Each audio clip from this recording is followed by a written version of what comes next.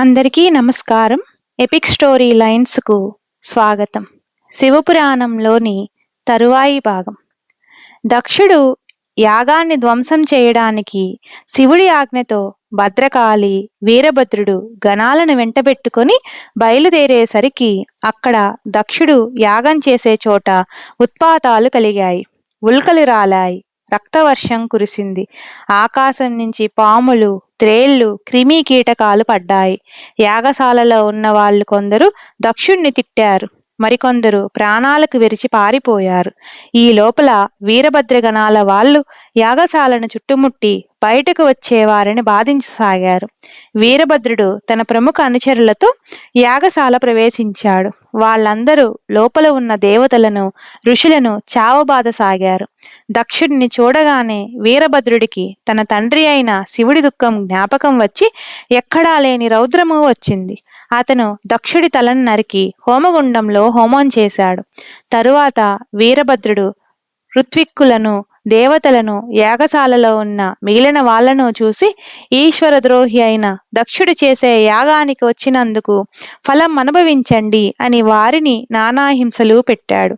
దక్షుడి భార్య అయిన ప్రసూతి ఇతరులు వచ్చి వారిని ప్రార్థించి శాంతపరిచారు. అప్పుడు భద్రకాళి, వీరభద్రులు తమ తమ సేనలతో కైలాస పర్వతానికి వెళ్లి శివుడికి నమస్కరించి నిలబడ్డారు. ఈలోపుగా వీరభద్రుడు మొదలైన వాళ్ల చేత చావు దెబ్బలు తిన్న దేవతలు, ఋషులు బ్రహ్మ వద్దకు వెళ్లి జరిగినది చెప్పారు. బ్రహ్మ వారందరినీ వెంట పెట్టుకొని వైకుంఠానికి వెళ్లి విష్ణువుతో వీరభద్రుడు దక్షుడి తల నరికి హోమగుండంలో వెయ్యటము, దక్షయాగం విధ్వంసం కావడము మొదలైన వివరాలన్నీ చెప్పాడు. అందరూ కలిసి కైలాస పర్వతానికి వచ్చారు. వారు వచ్చేసరికి శివుడు ధ్యాన సమాధిలో ఉన్నాడు.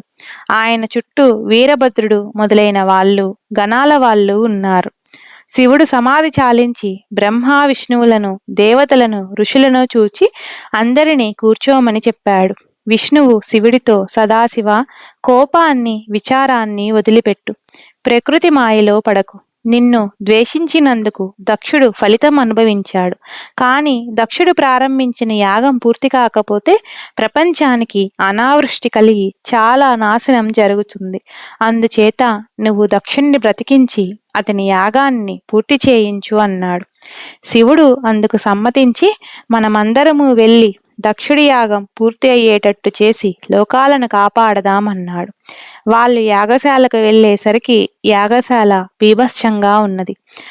అగ్నిగుండంలో దక్షుడి తల రూపు లేకుండా పోయింది. శివుడు వీరభద్రుడితో, నీవు ఉత్తర దిక్కుగా వెళ్ళి ఉత్తరంగా తలపెట్టుకొని పడుకున్న వాళ్ళ శిరస్సు నరికి తీసుకురా అని అన్నాడు. వీరభద్రుడు ఒక గొర్రె తలను నరికి తెచ్చాడు. దక్షుని మొండానికి ఆ గొర్రెతలను తగిలించి దక్షుణ్ణి బ్రతికించి ఆయన చేత వేదోక్తంగా యాగం పూర్తి చేయించారు. ఈసారి దక్షుడు శివుడికి కూడా భాగం ఉండేలాగా యాగం చేశాడు. తరువాత ఆయన శివుణ్ణి క్షమాపణ వేడుతూ, నేను నీ గొప్పతనం తెలుసుకోలేక నిన్ను దూషించాను. నిన్ను దూషించిన ఆ తల పోయింది. నీ దయవల్ల నాకు బుద్ధితో కూడిన తల ఏర్పడింది. నా తప్పులు మన్నించి నన్ను కాపాడు అన్నాడు. శివుడు దక్షుడి క్షమాపణను ఆమోదించి, దక్ష, కారణం లేకుండా కార్యం పుట్టదు. నీ తప్పులను నేను క్షమించాను అని దక్షుణ్ణి వరం కోరుకోమన్నాడు.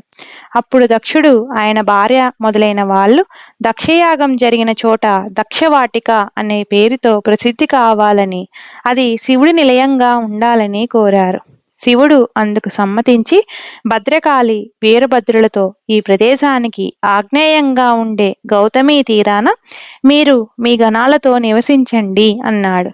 ఆయన భద్రకాళి సహితంగా వీరభద్రుణ్ణి గణాధిపతిగా చేసి సతీదేవి శరీరాన్ని తీసుకొని బ్రహ్మ, విష్ణువులతో సహా కైలాసానికి తిరిగి వచ్చి బ్రహ్మ, విష్ణువులను, ఋషులను పంపివేసి సతీదేవి శరీరాన్ని పక్కన ఉంచుకొని తపస్సులో మునిగిపోయాడు. దక్షుడి కుమార్తెలలో స్వద అనే ఆమె పితృదేవతలకు భార్య అయ్యి మేనక, ధన్య, కళావతి అనే ముగ్గురు కుమార్తెలను కన్నది. వాళ్ళు చాలా అందగత్తెలు. అందరి కోరికలు తీర్చుతూ లోకాలన్నీ తిరుగుతూ ఉండేవారు.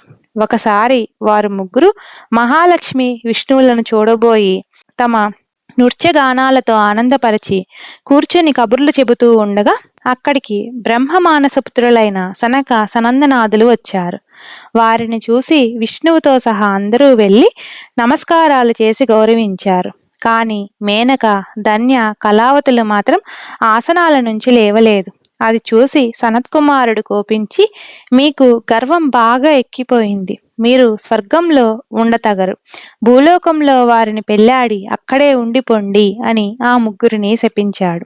అప్పుడు వాళ్ళు పశ్చాత్తాపపడి, మునీశ్వరులారా, అజ్ఞానం చేత చేసిన మా తప్పు క్షమించి మాకు శాప విమోచనం అనుగ్రహించండి అని వేడుకున్నారు. దానికి సనక సనందనాథులు, గర్వానికి ప్రాయశ్చిత్తం గర్వం పోవడమే. ఇక శాపం మాట అంటారా? ఈ శాపం లోకాలకు మేలు కలిగించేదే అన్నారు. ఇది ఎలా నిజమైందంటే, ఈ ముగ్గురికి పుట్టిన కుమార్తెలు 3 యుగాలలో అవతార పురుషులను పెళ్లాడారు. మేనకకు పుట్టిన పార్వతి శివుణ్ణి పెళ్లాడింది.